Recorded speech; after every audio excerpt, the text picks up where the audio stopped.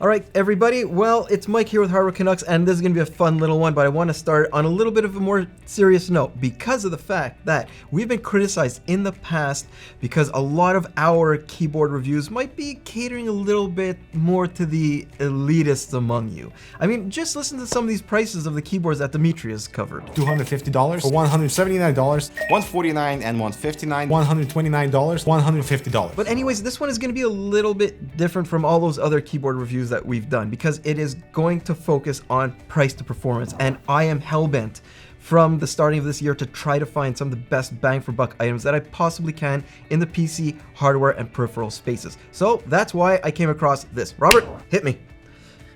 This is the EVGA Z or Z, depending on what side of the pond you're on, 12. Now this thing right now goes for 15 bucks in the US, and even here in Canada, I picked up for 20 bucks at Canada Computers. I'm gonna leave a link down below for exactly where you can buy it. And why is this $15 keyboard so important? Well, it's because it's actually a $50 keyboard that has been deeply discounted for a while now to between 15 and 20 bucks. And look, if you paid that 50 bucks, I have to say I'm really sorry, but since it used to be priced much higher, the Z12 isn't your normal hunk of budget junk. There's no gaudy colors or ugly gamery bling we sometimes see on cheap keyboards. Its flat black, stealthy look would pretty much fit into any setup. And no, that big EVGA logo, it isn't illuminated. Thank frickin' God. Build quality is what it is for an all plastic design. Let's be honest here. This isn't a high-end keyboard by any stretch of the imagination that's built like a weapon.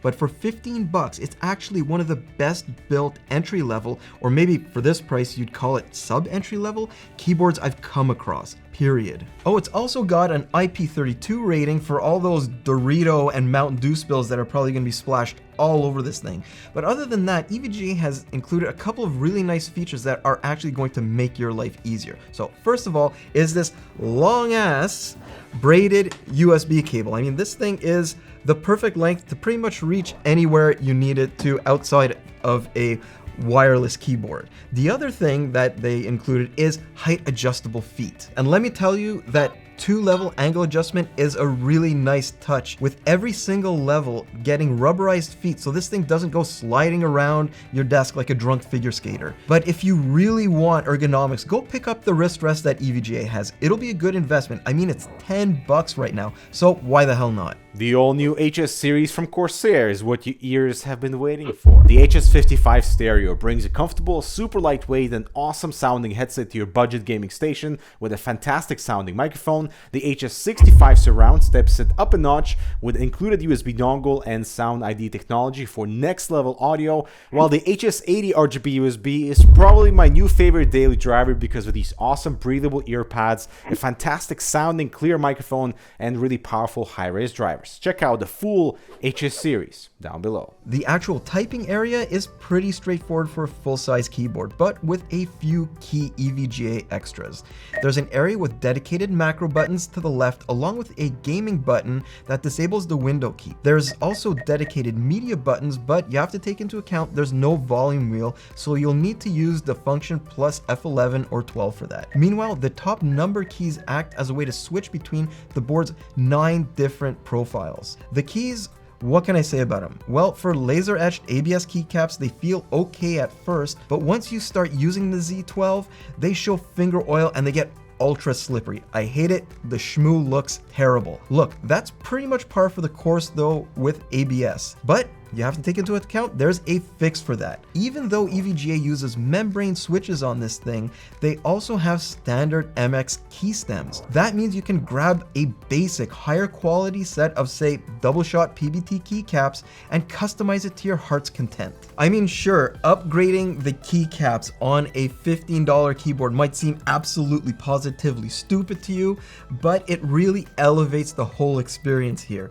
But what I'm gonna do is, in the description below, I can leave a couple of links for budget PBT keycaps that you can buy, and I think you're really gonna appreciate some of those options. But there's actually something you need to know about replacing the keycaps on this. All right, so Robert, this is like the last shot of the day, right? All I have to do is like reach in here and pull a keycap off? Yes. Okay, good. So we're rolling? Rolling. Okay, so replaceable keycap, here we go. All right.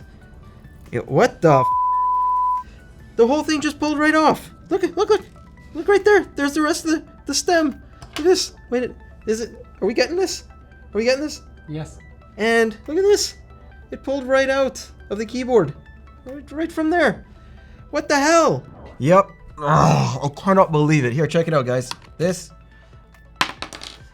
broke. So what you have to do is you have to be a little bit more careful than I was, even though I thought I was being super careful when pulling the keycaps off of this, because the MX stems are extremely brittle. But with that aside, the switch design actually helps a lot with how even the RGB effect is. I mean, it's well done around the keys, but I do find the text illumination a little bit dim. The lighting control, on the other hand, can be done driverlessly through the arrow keys, but you can only change the effects and the brightness. So if you want a solid color without a driver installed, you'll need to live with red and only red backlighting. But look, I know what you're saying right now to yourself. Drivers, oh my god, you know about IQ, you know about Synapse, you know about G-Hub, about how invasive they are. But to be honest with you, EVGA's driver package for this is not bad at all. Let's just take this keyboard, pivot back there, and go through the thing. So I love simple software that just works, and this one is simple and it works. We're gonna start with the lighting effect tab right here. So you have all your general lighting effects and you have your zone control right down over here. The color, on the other hand, is something that I wanted to talk about very quickly, because while you do get a full color wheel and a bunch of presets, there's a little bit of an issue with this keyboard when it comes to displaying anything with a yellow in it. So for example, this is what they call yellow, and to me, there's a little bit of a green tinge in it. Meanwhile, if we go into, for example, the orange right here, this actually looks like a skin color. If we go a little bit more saturated on it, this looks like a skin color again. So it's the one thing here, the oranges and yellows just don't seem to display properly. Other than that, there's a couple of other areas I wanted to touch on. In the general settings, this is where you can configure a bunch of your keys and also disabling keys through that game mode button that I was talking about a little bit before. So everything from your left shift key to a bunch of other things can be disabled. Then in your key assignments, this is really where this software comes into its own. Here you can assign macros to almost every single key except the ones that are grayed out. This is where you would probably also be assigning your macro keys. There is also a full macro editor. This I'm not going to go into because it's fairly involved, but what you need to know is once you apply these macro settings, they can all be saved into a certain profile. So if you want a certain color, a certain macro profile, it is all in there and it can be accessed through that function plus the number key buttons. So overall, software is amazing.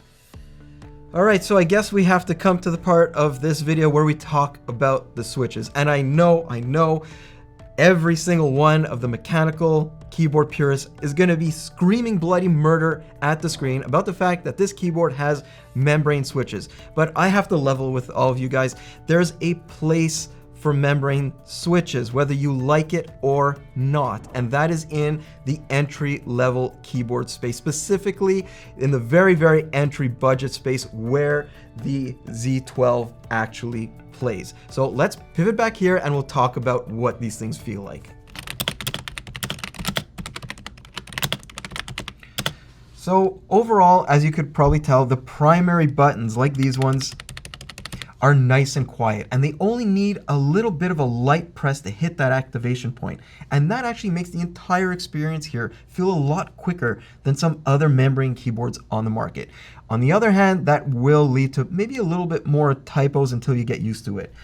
But there's still that characteristic, I guess mushiness is the best word, and there isn't much tactile feedback. But seriously, you'd only recognize that coming from a true mechanical keyboard. For gaming and typing, it's perfectly good for the price point, and literally 99% of the people out there, which includes me, I guess, because I'm actually digging this thing. But there's a few small issues that I need to discuss. First of all is the characteristic rattling of cheap stabilizers on bigger buttons, like this.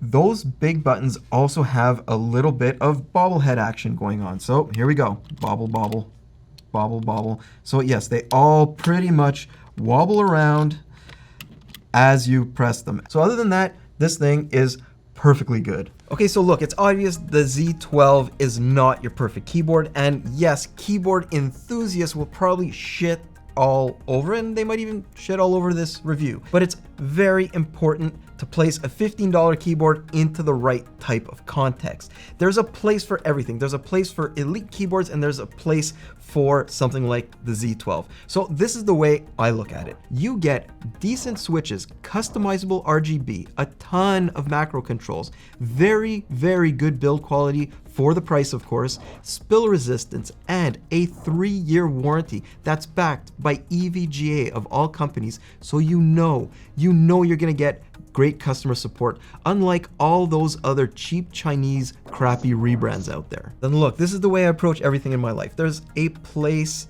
and a price point for everybody. So it doesn't matter if this is your primary gaming keyboard and you just wanted to spend the extra money that you saved on something else in your life or in your very close peripheral space, or this might even be like a backup keyboard for you. Then again, I know somebody like this. If you have a teenager who keeps rage quitting Fortnite and they go through gaming keyboards like they go through socks, this is another perfect opportunity.